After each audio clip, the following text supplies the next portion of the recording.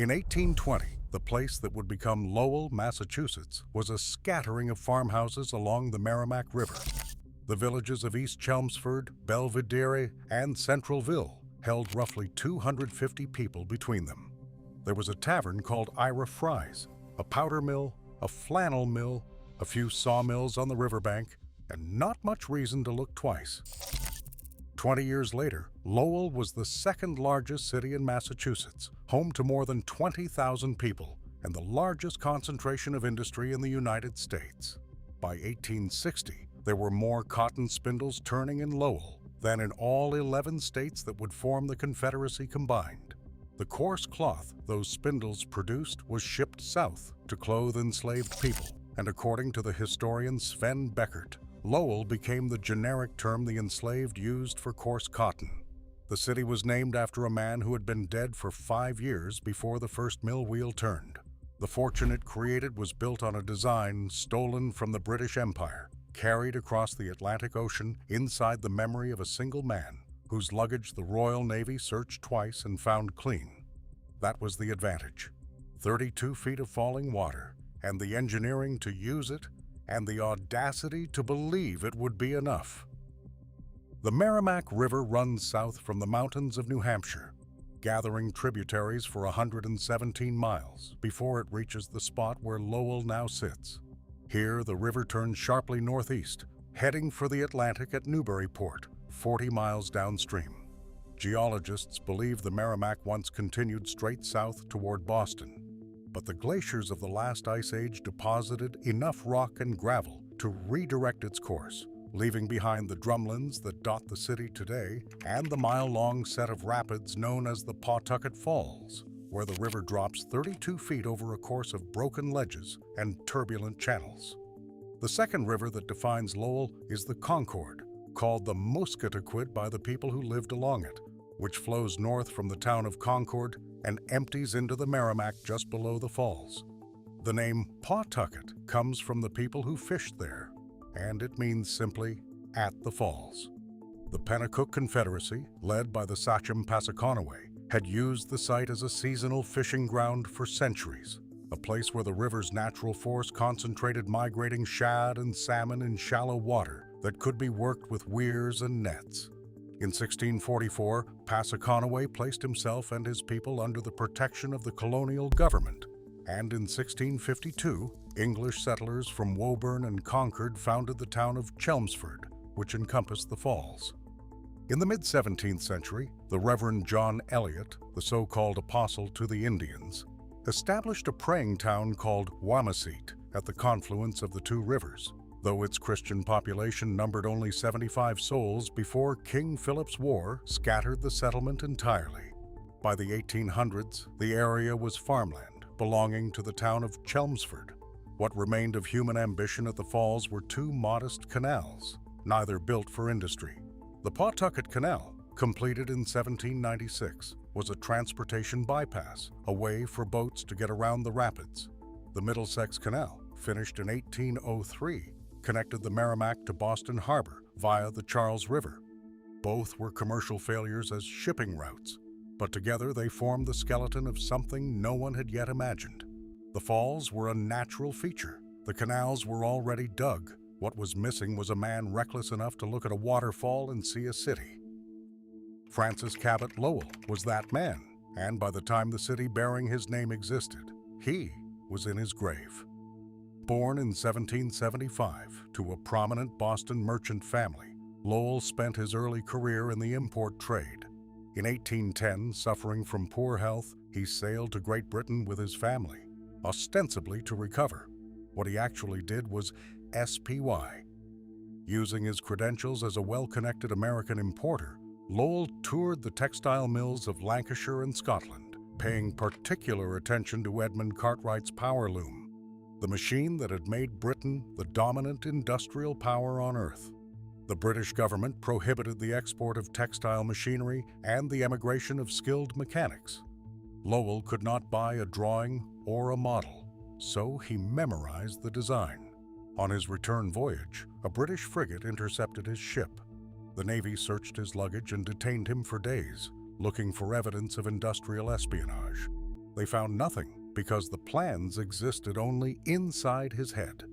Back in Boston, Lowell recruited a master mechanic named Paul Moody, and together they built America's first working power loom.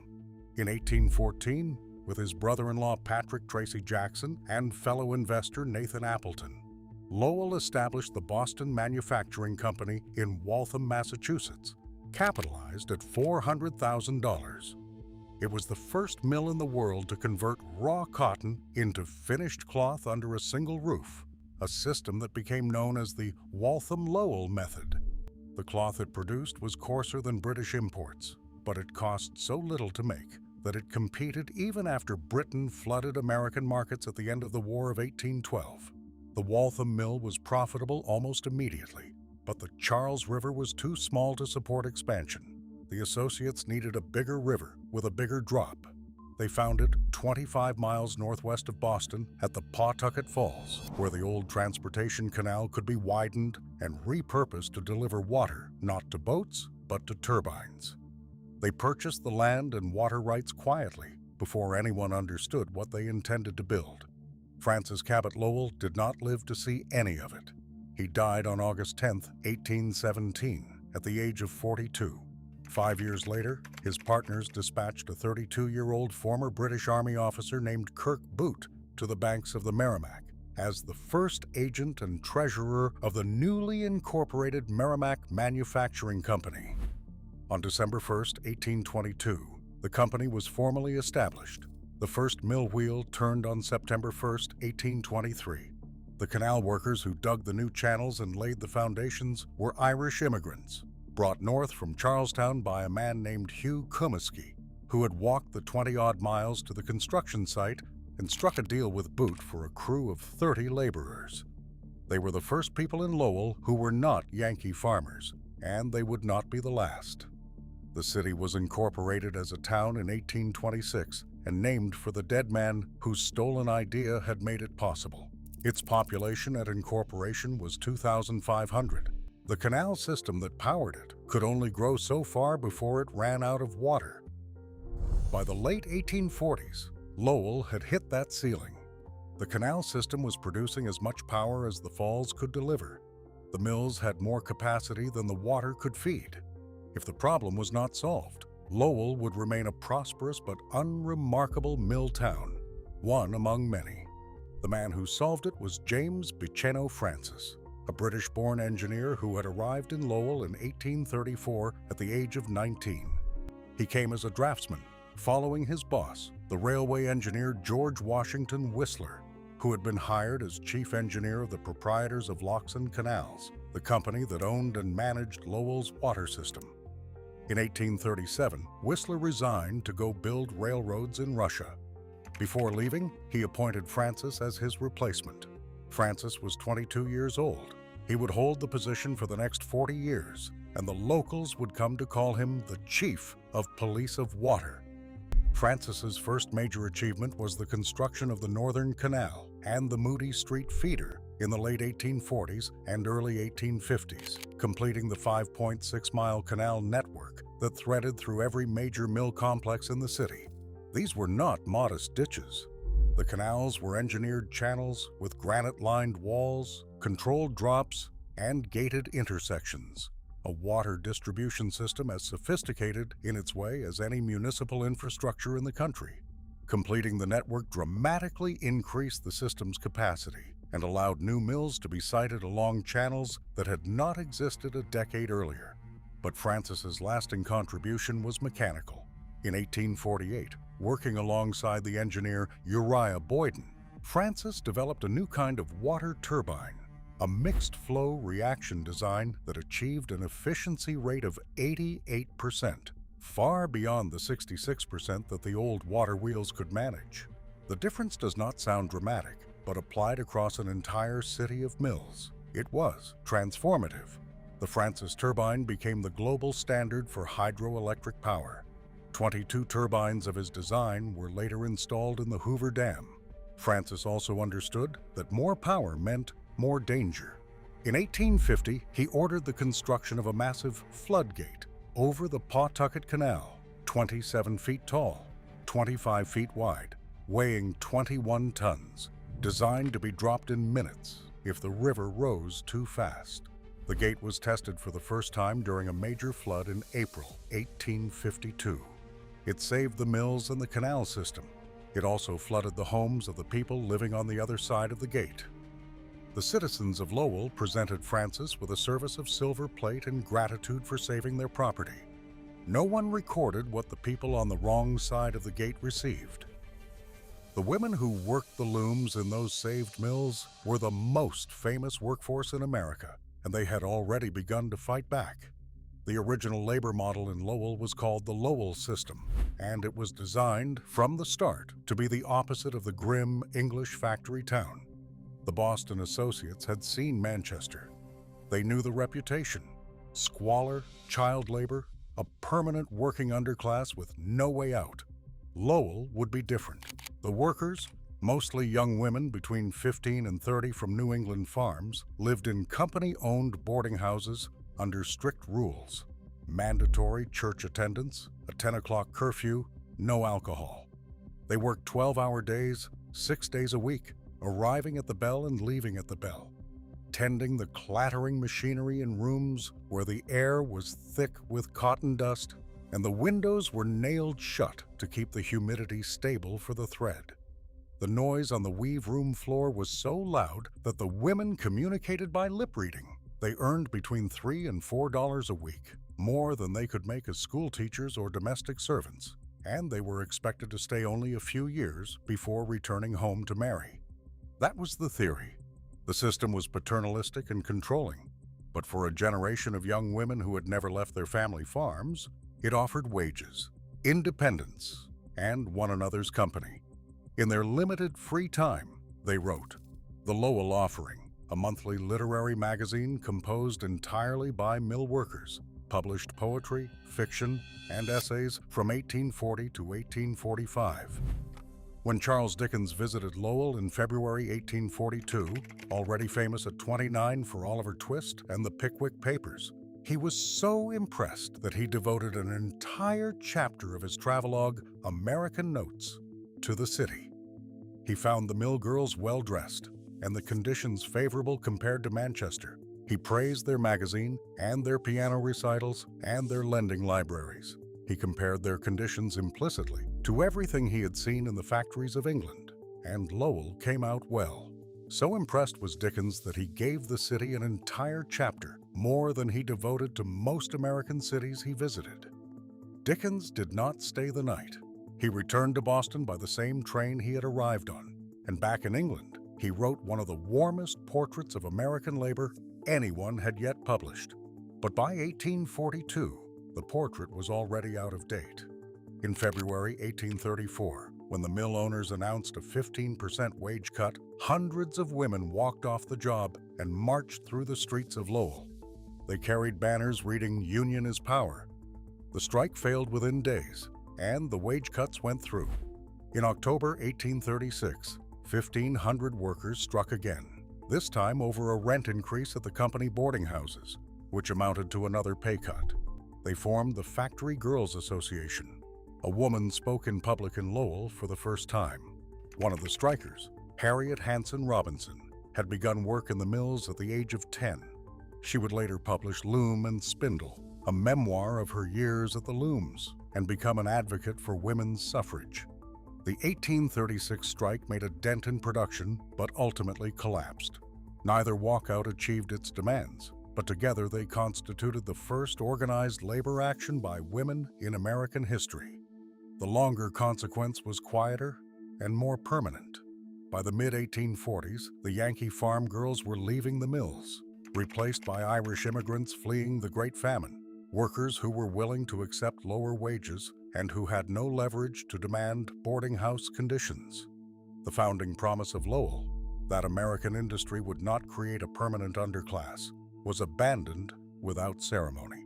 The profit margins held. The question of who paid for the city's prosperity moved underground. The decades that followed were Lowell's golden age, and they were built on the labor of people who arrived from ever further away. The population tells the story, and the numbers are worth sitting with. 6,477 in 1830, more than 20,000 in 1840, a growth rate of more than 12% per year for a decade, which is to say the city roughly tripled in 10 years. Over 33,000 by 1850, nearly 37,000 by 1860. By 1900, the city held more than 94,000 people, and nearly half of them were foreign-born. After the Irish came the French Canadians in the 1870s and 1880s, then Greeks, Poles, Portuguese, and Eastern Europeans. Each wave settled in its own neighborhood, built its own churches, and sent its workers into the mills. At its peak, Lowell operated 11 major textile corporations, each with its own complex of mill buildings, courtyards, and canal-side infrastructure. The Boot Cotton Mills, constructed beginning in 1835, were named for Kirk Boot, who did not live to see them completed. Boot died of a stroke on April 11, 1837, at the age of 46, 1 year after opening the enterprise that would carry his name for more than a century. He had designed and supervised the construction of the mills, the boarding houses, the streets, and even the first church, St. Anne's. He chose the denomination himself. The Lowell Machine Shop, established under Boot's direction, built the first American-made locomotives alongside the textile machinery. The painter James McNeill Whistler was born in Lowell on July 11, 1834. President Andrew Jackson visited. Henry Clay visited. The Boston and Lowell Railroad connected the city to the capital markets that funded it. And in 1879, Lowell became the first city in America to assign telephone numbers to its subscribers, 2 years after Alexander Graham Bell demonstrated his telephone there. The city was rich, it was growing, and it was making the one miscalculation that golden ages always make. Production was still rising. Employment was already falling. After 1890, output increased while the workforce shrank from 17,000 in 1895 to fewer than 14,000 by 1918. The mills were aging. The owners, who lived in Boston and visited Lowell only when required, knew this. They chose not to reinvest. The decline, when it came, did not arrive with a crash. It arrived with a forwarding address. Beginning around World War I, Lowell's textile companies started to fail or relocate, drawn south by lower wages, lower taxes, newer factories, and the absence of unions. The Bigelow Carpet Company, one of the founding firms, departed in 1914. The Middlesex Mills ceased production in 1918. Then in 1926 came the wave that broke the city. The Hamilton Company went into receivership, followed by Suffolk, Tremont, and Massachusetts Mills. The Appleton Company moved its production to South Carolina. The Saco Lowell Shop, formerly the Lowell Machine Shop, where those first locomotives had been built, shifted its operations north to Maine. The bitter irony was structural. The capital that built the southern mills came from the same Boston investors who had built Lowell. The city's own money was financing its replacement. By the mid-1930s, of Lowell's original great mills, only the Merrimack, Lawrence, and Boot were still running. Harper's Magazine called Lowell a depressed industrial desert in 1931. By 1936, textile employment had dropped to 8,000, roughly what it had been a century earlier when the city was new. Entire mill complexes were demolished or sections cut away to reduce property taxes. Parts of Lowell looked, according to the National Park Service's own account, like a war-ravaged city. One Polish-born worker described how her family survived the Depression. Dandelion greens in summer, hard bread sweetened with sugar in winter. World War II brought a temporary reprieve. The remaining mills, including Merrimack, Boot, and the old Lawrence Company, ramped up production for military contracts, making parachutes and uniform fabric. Remington, General Electric, and U.S. Rubber opened operations in Lowell and competed with the mills for workers. Starting wages that had been $13 a week in 1938 rose to $29 by 1943. For a few years, the Depression seemed to be over. But when the war ended in 1945, the orders dried up and the city slid back into its old condition. The last major textile plants closed during the 1950s. The textile industry would not lead Lowell's recovery. It would, in fact, become an obstacle because what the mills left behind were massive brick buildings that no one wanted and a canal system that cost money to maintain. The wound the city dealt itself came in the 1950s and the 1960s, when federal urban renewal funding arrived with the promise of a fresh start. What it delivered was demolition. The Merrimack Manufacturing Company complex, the very first textile mill in Lowell, founded in 1824. The building where Lowell's industrial experiment had literally begun, was torn down for urban renewal after it closed in the late 1950s. Surface parking lots replaced the mills. Ethnic neighborhoods were cut apart by highway construction. There were proposals to fill in the canals, the 5.6-mile system that James Francis had spent his career perfecting, and pave them over to create more downtown real estate. The demolition of the long block on Dutton Street was the act that finally triggered a counter-movement. In the early 1970s, an educator named Patrick Mogan insisted that the city's industrial and ethnic heritage was not an embarrassment to be erased, but the soul of Lowell, and the key to its economic survival. A local politician named Paul Tsongas, a Lowell native who would later become a United States Senator, took up the cause in Congress. In 1978, President Jimmy Carter signed the legislation creating Lowell National Historical Park, a new kind of national park built not around wilderness, but around labor, immigration, and the machinery of an industrial city. The park saved the buildings. But a city is not a museum, and Lowell still needed an economy. For a while, it found one.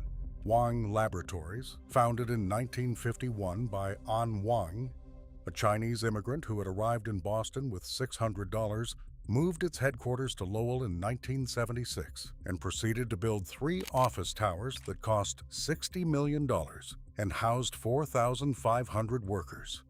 At its peak in the 1980s, Wang employed over 33,000 people worldwide and earned revenues of $3 billion a year. Its word processors and mini-computers dominated American offices. Lowell rode the so-called Massachusetts Miracle, and for a decade the city believed it had found its second act.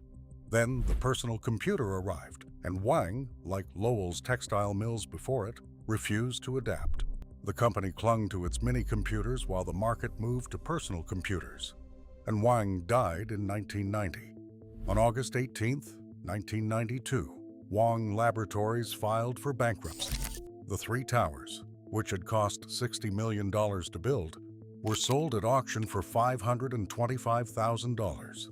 The city that had lost its first industry because the owners would not modernize, lost its second industry for the same reason. What Lowell found instead of a replacement industry was something stranger and, in its way, more durable, a new population and a new identity built not on manufacturing, but on the memory of manufacturing. Beginning in the late 1970s, thousands of Cambodian refugees fleeing the Khmer Rouge genocide settled in Lowell, drawn by affordable housing and the existing networks of earlier arrivals. By 2010, Lowell had the highest proportion of residents of Cambodian origin of any city in the United States, at more than 12% of its population. In 2022, the city elected Sokari Chow as mayor, the first Cambodian-American mayor in the country.